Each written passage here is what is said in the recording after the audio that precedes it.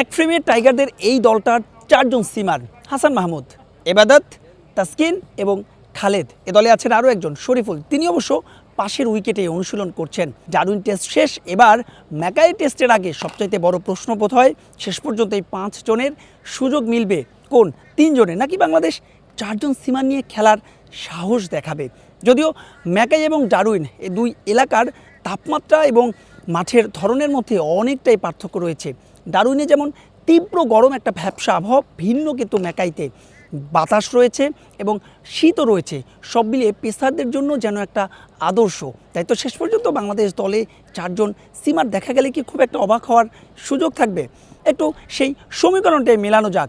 টাইগারদের great barrier reef অ্যারেনায় প্রথম অনুশীলনটা কেমন ছিল? প্রথম অনুশীলনের যে 5 জন সিমার দীর্ঘ একটা সময় টাইগার ব্যাটারদের বিপরীতে বোলিং করেছেন, সেখানে দেখে মনে হয়েছে যে খালেদের সুযোগটা আসলে বাস্তবতা বলছে অনেক কম। এবং তাসকিন আহমেদ তো অটো চয়েস, দুটো ইনিংসে ডারউইনে তিনি দারুণ বোলিং করেছেন। আরও একজনের কথা আসলে না বললেই নয়, সেই ম্যাচ জয়ের নায়ক হাসান মাহমুদ।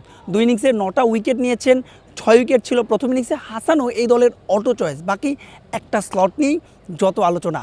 ফুলফিট শরীফুল সব কিছু ঠিক থাকলে হয়তোবা এ ম্যাচে তিনি ফিরছেন। তবে প্রথম টেস্টের প্রথম ইনিংসে যেভাবে এবাদত বোলিং করেছেন, তাকে কি খুব একটা ফেলে দেওয়া যায়? তাহলে বাংলাদেশের 4 পেসার খেলার কথা কেন আসছে? এ কারণে আসছে উইকেটের কথা। ম্যাকাইয়ের উইকেট ডারউইনের মতো ড্রপিং পিচ নয় এবং সেখানে হয়তোবা স্পিনাররা খুব একটা সহায়তা পাবে না। যদিও এই ম্যাচ দিয়েই এই উইকেটের অর্থাৎ ম্যাকাইয়ের যে গ্রেট ব্যারিয়ার রিফ অ্যারেনা, সেই অ্যারেনার অভিষেক হচ্ছে। তারপরও স্পিনারদের জন্য হয়তোবা খুব একটা সহায়তা থাকবে না। সেক্ষেত্রে কি দলের অন্যতম সিনিয়র ক্যাম্পেইনার তাইজুলকে বিশ্রাম দেওয়ার সাহস দেখাবে ম্যানেজমেন্ট? তবে আরও একটা বিষয় লক্ষণীয়, বাংলাদেশ দলের প্রথম অনুশীলনের আগে দলের আরেকজন সিনিয়র ক্যাম্পেইনার মুশফিকুর রহিম এবং spinning bowling coach Mushtaq Ahmed দীর্ঘ একটা সময় উইকেট পরিদর্শন করেছেন। সব কিছু মিলিয়ে যেহেতু বাংলাদেশে আরও একটা অনুশীলন সেশন করার সুযোগ রয়েছে এবং বাংলাদেশের যে সম্ভাব্য একাদশ, সেই একাদশটা হয়তোবা সেই অনুশীলন শেষেই নির্ধারণ করা হবে। মাহবুব Rimon, star play, Mackay, Australia.